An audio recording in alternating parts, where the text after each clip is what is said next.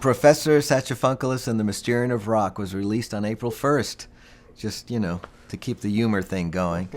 Sony Music, they have a good sense of humor. So, Sony, they never tell me what kind of record they want. They've been very, very gracious and very supportive all these years. And so I come up with these crazy ideas for records. And this time I made a record without a title, and because I thought that the title of the record might start to influence the other players that I brought on it, and even myself. So I thought, okay, no title. Let's see if I can make the most eclectic record ever, just without having something to fixate on, right? So, and it helped, because we did wind up with fun songs like I Just Want to Rock and Professor Satchafunkilus, and we wound up with serious songs like Mysterion, like Come On Baby, like Andalusia and Ashik Vaisel, and they all seem to exist perfectly well together on one record. It creates a very interesting journey if you listen to the record in its entirety, including the bonus track, which I don't really like to call it a bonus track anymore, because iTunes is almost half of, represents almost half of all the records that we sell, and so they have an 11th track called Ghosts, and we perform that every night.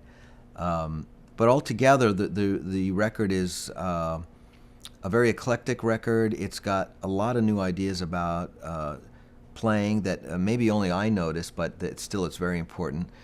We tried to create a record that would sound better and better the louder you played it, which meant that we had to sort of go against the trend of shortening or limiting the dynamic range of a record. They make records now and there's maybe only 3 to 2 dB, and so we wanted to keep it more like the older records. Now, like Surfing had like a 15 or 18 dB dynamic range. You can't even do that anymore. I don't think anyone would know what to do with it. So, but if you keep it somewhere between 10 and 6, it still sounds like vibrant music. So that was part of what we did to make the record sound really fat that way. I made sure that there was a piano on every song, at least when we tracked, even though it may not wind up being on the final mixes. It was there as the starting point, because I was thinking about just the basic timbre of the record, and I thought I want everything to be able to exist alongside an acoustic piano. I'd never done that before.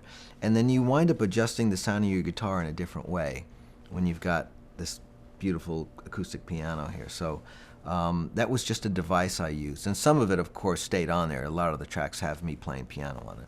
So, but it was there as a sort of like a reference. And once again, having the guys come over eventually and add performances without knowing what the record was going to be called, without me giving them a whole sort of overall vibe, I got them to play very differently for every song. And the only problem was when we had to release a record, I hadn't done any work on the title. So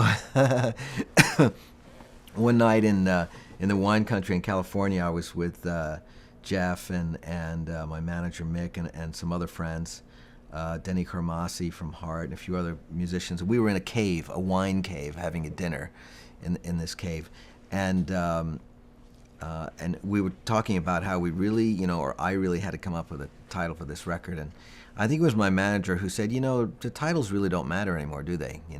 Because the fans reduce them to letters immediately, and then for an artist who's been around for a long time, the press usually just refers to it as the number, like you did. Right. Your 13th, Yep.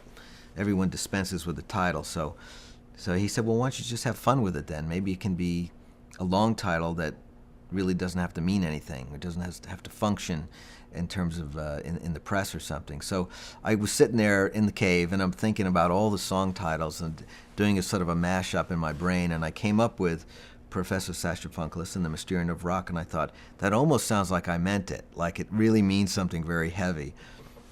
So I wrote it down on a napkin, and it just stuck.